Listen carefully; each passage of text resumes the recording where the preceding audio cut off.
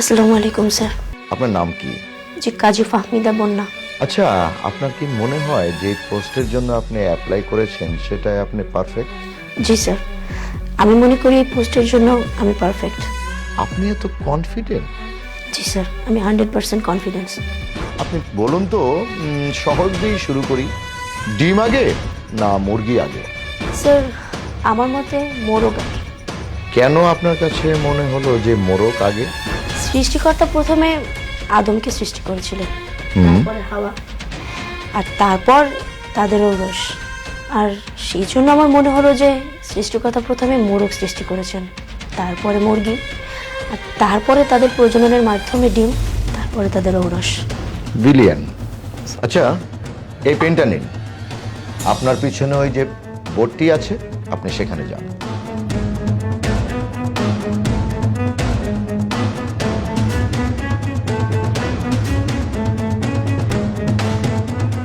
এই বোর্ডে যেই মানুষগুলোর কথা লেখা আছে এনাদের সবাইকে নিয়ে আপনি নৌকাতে করে সেন্ট মার্টিন যাচ্ছেন। হঠাৎ ঝড়, মাঝি বলছে কিছু লোককে নৌকা থেকে ফেলে দিতে হবে যদি আপনারা বাঁচতে চান। আপনি প্রথমে কাকে ফেলবেন?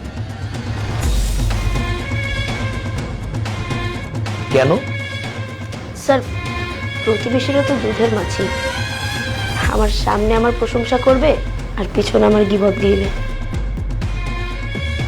মাঝি বলছে আরো দুজনকে ফেলতে হবে, আপনি এখন কাকে ফেলবেন? স্যার, আপনি কি বলছেন? এরা তো সবাই আমার আপনজন, আমি এদেরকে কিভাবে ফেলবো? কিচ্ছু করার নেই, বাঁচতে হলে আপনার ফেলতে হবে। তাই বলে আপনার আপন ভাই বোনকে আপনি ফেলে দেবেন? জি স্যার। স্যার, আমার ভাই বোনরা আজ আছে কাল নেই।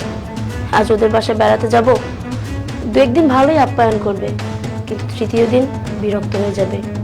আর জমি জমা সম্পত্তি এসব নিয়ে তো অনেক বেশি ঝামেলা করে তারা। এমনকি তার আপন ভাই বোনকে খুন করতেও রাজি আছে এই সম্পত্তির জন্য। মাঝি বলছে আরো দুজনকে ফেলতে হবে, আপনি এখন কাকে ফেলবেন? না না স্যার, এদের তিনজনের মধ্যে আমি কাউকে ফেলতে পারবো না। আপনাকে ফেলতেই হবে।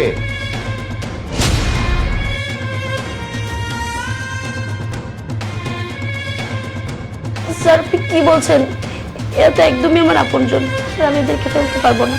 There is no other choice, আপনার ফেলতেই হবে।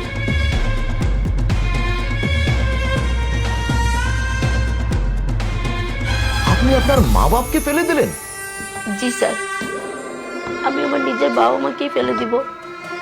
কেননা স্যার, আমি তো মেয়ে, বাবা মার কাছে মেয়েরা দুদিনের অতিথি মাত্র। বিয়ের পরে মেয়েরা এমনিতেই বাবা মায়ের কাছে পর হয়ে যায়। মাঝি বলছে, সে চিৎকার করে বলছে আরেকজনকে ফেলতে হবে আপনার। আপনি এখন কাকে ফেলবেন? স্যার, আপনি কি বলছেন?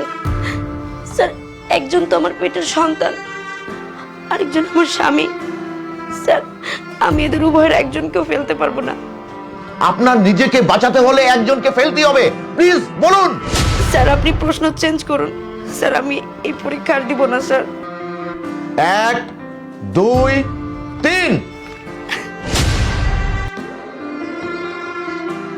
আপনি আপনি আপনার আপন সন্তানকে ফেলে দিলেন? জি স্যার, কেননা সন্তানরা বিয়ের পরে বাবা মাকে ভুলে যাবে, তারা বিয়ের পরে বাবা মায়ের কাছে পর হয়ে যাবে। কিন্তু স্বামী, স্যার, একটা মেয়ের কাছে তার স্বামী হচ্ছে সবচেয়ে বড় অহংকার।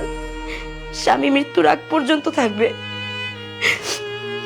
স্যার, আপনি যদি আমাকে জিজ্ঞেস করতেন না যে নারী তোমার আসল বাড়ি কোথায়, আমি নিঃসন্দেহে বলতাম যে আমার স্বামীর বাম পাজরে। স্যার, উনি পারফেক্ট। স্যার, আমার মনে হয় উনি ডিজার্ভ করে। কংগ্রাচুলেশন, আপনি আপনার জয়েন্ট লেটার কালই পেয়ে যাবেন। Thank you sir, thank you so much.